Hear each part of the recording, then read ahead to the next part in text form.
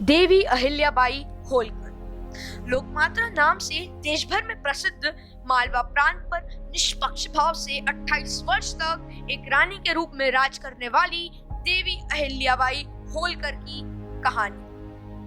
वे भारत के संपूर्ण इतिहास में सबसे शक्तिशाली महिलाओं में से एक हैं और शायद रानी लक्ष्मीबाई से पहले एक महिला शासक के रूप में अहिल्याबाई से पहले सबसे कुशल शासक के रूप में पूरे भारत में मार्गदर्शन का स्रोत भी।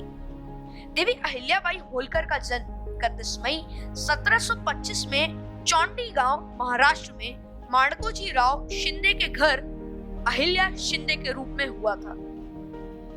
वहीं महज 10 वर्ष की आयु में मालवा सूबेदार मल्हारराव होलकर जी के पुत्र खंडेराव होलकर से उनका विवाह हुआ था, जिसके बाद वे मालवा आईं।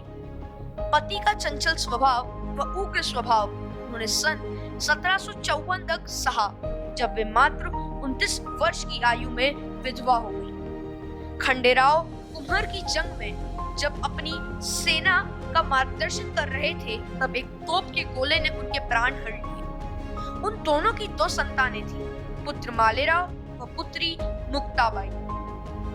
जब खंडेराव का निधन हुआ था, तब उनकी कुल 10 रानियां थीं, जिनमें से 9 ने सती कर लिया।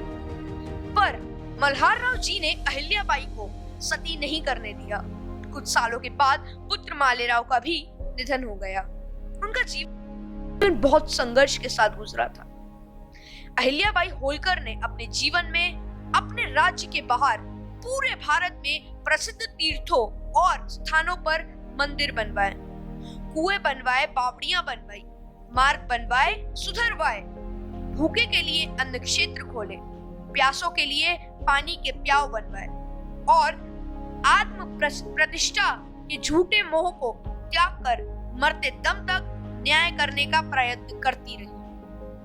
अपने जीवन काल में ही जनता उन्हें देवी समझने लगी थी। इतना बड़ा व्यक्तित्व जनता ने अपनी आंखों से देखा ही कहां था, जब चारों ओर गड़बड़ी मची थी। शासन और व्यवस्था के नाम पर घोर अत्याचार हो रहा था।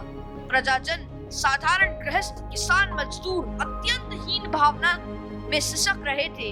उनका एकमात्र सहारा धर्म, अंधविश्वास, भय, त्रासों और रूढ़ियों की जकड़ में कसा जा रहा था।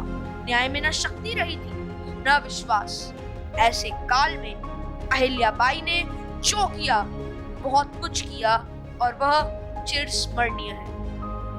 राज्य की चिंता का भार और उस पर प्राणों से भी प्यारे लोगों का वियोग, इस सारे शोक भार ने उनका शरीर झेल नहीं सका। 13 अगस्त 1795 को उनकी जीवन लीला समाप्त हुई।